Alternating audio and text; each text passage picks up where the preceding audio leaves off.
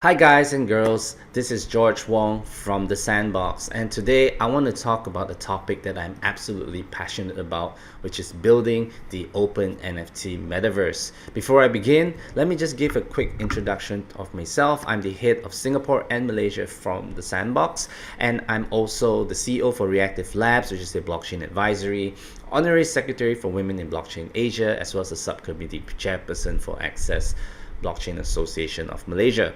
So definitely I've been in the space for a while now, but at the same time I have been in various traditional companies. I've done more than 20 startups. I've been in MNCs for my first half of my career.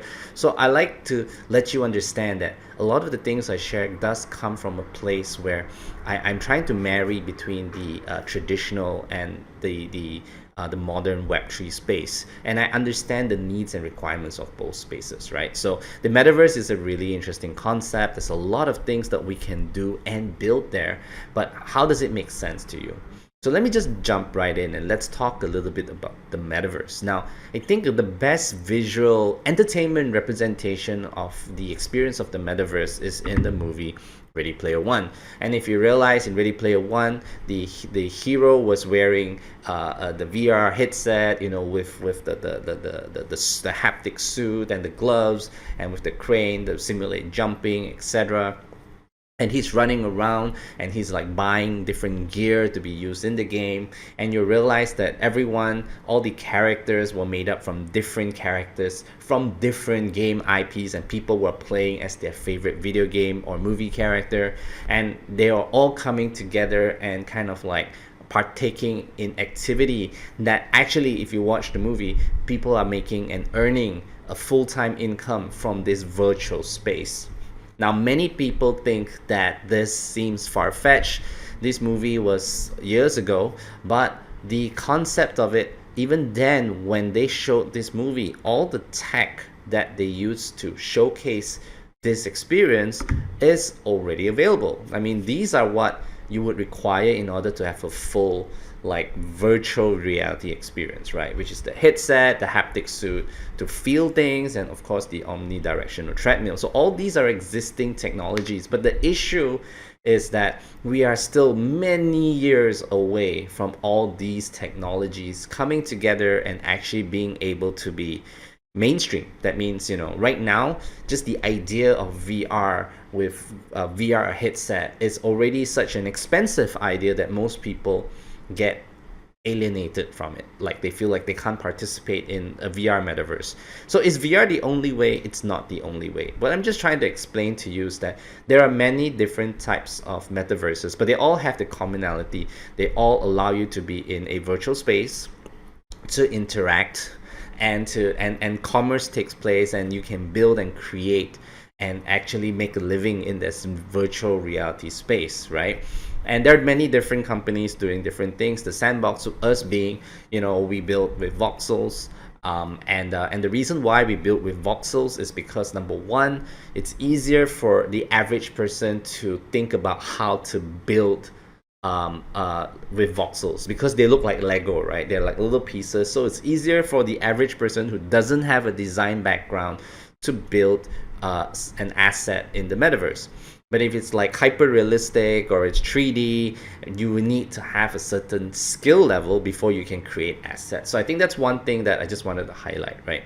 And this is a technology that's easily accessible for people today, and that's something that we focus on. So all this technology potentially may be incorporated into our metaverse, but it's still very far away because most people can't afford a VR headset.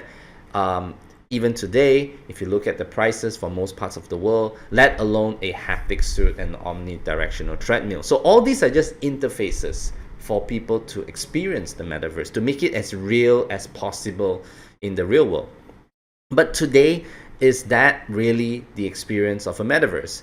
The more metaverses try to replicate the real world, the more actually it becomes a challenge. There's so many different hurdles. People find it difficult to understand. It's difficult to keep engagement, and at the same time, it's difficult for people to just participate, right? Because of all these requirements. So that's something to think about when it comes to metaverse. But I think one of the criticisms for a lot of people is people don't think that a metaverse is a real commerce space. They just think it's a game. But one of the things that you have to understand is that metaverses are predominantly built using game engines, because the way the world works, all that kind of like experience, virtual experience, have all been built by games. Games are big, and during COVID, more and more people played games. It's a huge industry, and this is just serious gaming. The data you see on screen is about serious gaming, but what you don't realize is that there are plenty of casual gamers in the world. A lot of people think that gaming is limited to just the geeks, but in reality, I think anyone I'm speaking here at some point has played a game on your mobile phone or in any device that you have. And if you look at casual gaming, people who play basic games like Candy Crush, things that takes 5 minutes or less, if you combine casual gamers into the category of gamers, it's one of the largest demographics. People expect the size of, if you include casual gamers into the demographic statistic, it's like 3 billion people in a world with 8 billion people, right? So this is something that I think we have to throw away the conventions that when we think metaverse, oh, it's just a game. It's not just a game. It's the single largest customer pool or user pool that you can access. And because people don't want to go into the digital space to just look at things, people want to engage, people want to interact, and metaverses and games are an excellent way to do it. And when people were in lockdown, people went into games to expand their physical space because they couldn't leave their rooms, they couldn't leave their homes, right? So they go into games to interact that they couldn't do because they were in lockdown. So I think that, and after a pandemic, we say, oh, COVID-19 is over, people are going to go back to real world, and that's true, but it also has already exposed over 2 years to a very large community of people who start to understand the value of being in a virtual space, right? And a lot of people, if you ask anyone, the last few years have created more innovation and adoption of new technology than ever before because we were forced to. So that's something. So this is really a big statistic, and more importantly is the amount of money people spend. Now, one of the criticisms of the metaverse or NFTs in particular, which is the tech I'm going to talk about, is people think that why would anyone buy virtual land over real land, right? But if you think about it, people already buy assets in games.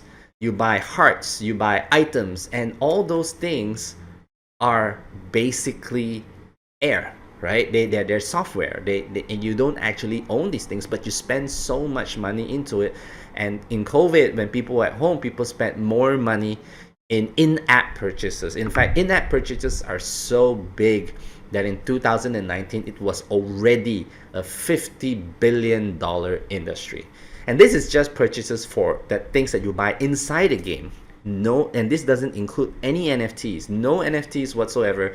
It's just people buying like hearts and items for them to play in a game, which they can't take out, and oftentimes they can't resell in an open market for real cash. And this market, a market of buying intangible goods, is going to increase to about $190 billion in just a few short years. This is based on analyst expectations, factoring in the COVID impact and people recovering from COVID as well.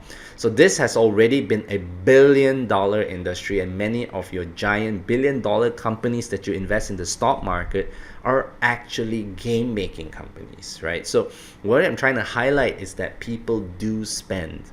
And people are spending on items that have no fundamental value, in the sense beyond the ability to use in game and enjoy it, or to flex their ability in the game. There's so many reasons why people buy intangible assets, right? And it's a growing industry. The difference with a metaverse and why metaverses are so big now, even though the concept is not new, it's a 20-year-old concept, is because of NFTs. Because NFTs now creates what I call tangible value for digital items. It puts the word asset strongly into the word digital assets. We all talk about digital assets, digital ownership of items, but really in a world where there's nothing to provide you the real ownership of an item, it really is different compared to like in the last 20 years the market have people copying, piracy, etc. But and you had disputes on ownership of digital assets because it was difficult to prove when someone stole your content. But with NFTs, you now had a way to prove real ownership with via NFTs, right? So and people are like, but how do you say that you have ownership if you can just right click and save this image?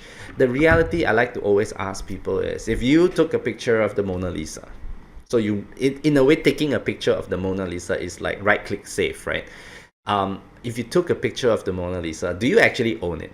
The answer is no, you don't own it. If I took your picture, I don't own you. So just because you have a picture of something doesn't mean you own that picture. That's a very big difference, right? So in the case of NFTs, whether it's represented by an image, like this is a board mummy, and you can use it in the sandbox, but and I can use this board mummy in the sandbox because I am the owner of the NFT, and this particular design in the sandbox, I am the only one who can play as this character because I own that NFT.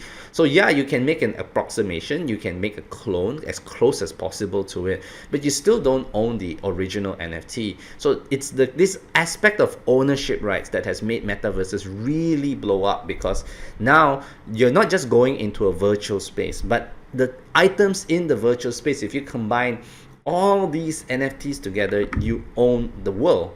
So the land you own, the table you own, the character design you own, the pong table you own, the building you own, if you own the NFT.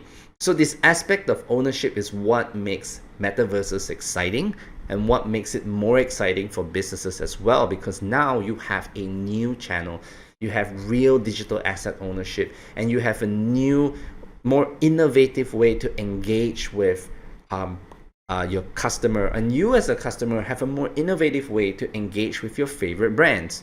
You can understand the brands better. It just depends on design, and this is a growing concept. So the metaverse is still very early days. We are 10 years in the making, to where it becomes an everyday occurrence. And it is one of the things you must understand, is that every new technology is like that. Every new technology has a time for adoption, right? And this is where we are in an early stage now, and if you look at participating, whether as a player, whether as a creator, or whether as an investor, depends on what's your game plan.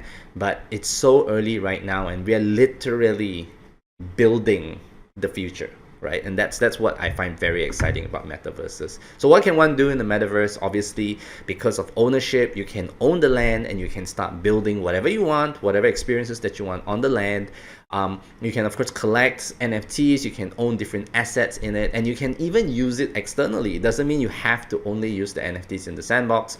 If compatibility is made for that NFT in another platform, we call that interoperable NFTs, you can use that same NFT in a different platform for different ways, right? So it also means that if you have an NFT that was not made on the sandbox, like my board mummy NFT, I could use that NFT and make it interoperable with the sandbox, and I can now use it in the sandbox as well. So that's very exciting, right? And of course, because you own it, you are involved in the governance. This is our version of the open NFT metaverse, because open means that it's decentralized. The ownership is in the hands of the players, the participants, right? Rather than being in the hands of a single company that owns everything and you just pay money to access. So and that's what we mean by open metaverses. Open metaverses, let me bring you on a quick journey. You start out with an avatar. The avatar, your character, is very important. In many ways, it replaces your social media page in the long run. People, instead of looking at just a Facebook page, they're going to check out your avatar. Your avatar represents yourself, and then you're going to use that avatar to go into different experiences and play. And one of the things that is unique about the sandbox is that we think that we should include culture, which means we bring different brands that you're familiar with all around the world, or global brands, and to create experiences and introduce culture. And why we consider it culture is because when you go into a metaverse, you don't want an empty metaverse. You want to go into metaverse with a lot of experience, but of course at the same time, the metaverse, it's so big, it's like another world entirely in terms of size. It's so big that you don't know where to start, And that's where having familiar brands that you're used to is your first entry, your gateway into the metaverse, is to help you transition from being just a typical like a Web 2 user, and to go and explore Web 3 with your favorite brands in a culture and experience that you're familiar with. So culture is really important to introduce. Content is very important. As a result of introducing brands, you create content, you create experiences, you create assets that people can own. You can be your favorite celebrity. You can own a virtual dog if you want. If you want, you can own buildings if you want. And all these can be sold in the form of NFTs. And this NFTs and the ability to sell them and the ability to broker them, ability to earn them, has created a new economy. And all this is made possible with the blockchain, because with blockchain you can create NFTs, really creating real digital assets, right? So and in summary, just going to go through the summary that I went through. So avatars are really 3D representations of you. These are very important because with avatars, you represent yourself. You can be anything that you want. You can be Snoop Dogg if you want. And the interesting thing about avatars is people buy things that reflects their personality. So if they feel like their inner personality is like Snoop Dogg, they'll want to own Snoop Dogg, right? So, and that's why avatars are a very interesting NFT. And even profile photos are like PFP NFTs. That doesn't mean PFP, but anyway. So those like profile photo NFTs that people use in their social media, like the Bored Ape Yacht Club or Gutter Cat Gang, I own a gutter dog. Oftentimes people buy those things because it represents themselves, right? And their inner self or their personality. So that image translates into the mindset of people as avatars, right? So avatars are a really exciting things. It's one of the most sellable items in our marketplace. And it's the gateway for people to experience that. It's because how people see you, okay? And with that avatar, you then go and play all these different experiences. Like we mentioned, we have created many game modes, and all these were user created, or our studios, our independent studios made these things. And a lot of these game modes you see at the bottom, like skating and shooter, retro gaming, world building, these were all modes that we never actually initially created, but through the innovation and creativity of our creator community, they built these game modes, and now they have become somewhat standard, right? So there is so much room for more exciting experiences, and it's all up to you as the owner and the creator to think about what kind of experiences you want to make, and to engage people, and to engage your fans and so forth, right? And as I mentioned, we've got many different brands that comes in. We have from gaming to digital crypto native companies. We've got music artists. We even have financial institutions and fashion. All these different brands are coming together to create experiences in the sandbox, and to give you an experience as well. And that's one very important thing about metaverses. Metaverses are only as effective or as interesting as the number of experiences that you have, good experiences. And why work with more than 400 brands in the world is because these companies have that desire to make very compelling experiences to get you into the space and to engage with you. So these are brands who are the forefront, right? They don't just want to market, but they want to communicate. They want to engage you, and you as a fan or a follower will benefit from that higher level of engagement that you don't get. You're never going to get as close to a brand as you would on something like a metaverse, because that's a direct, or whatever they build, that's a direct communication to you as a player. So that's very interesting as well. And all this, of course, these experiences and everything that goes on is on land which you can own. So I think one of the points I've been bringing across is that whether it's from experiences, you own the experience, you own the avatar, you own the land, everything can be owned by you.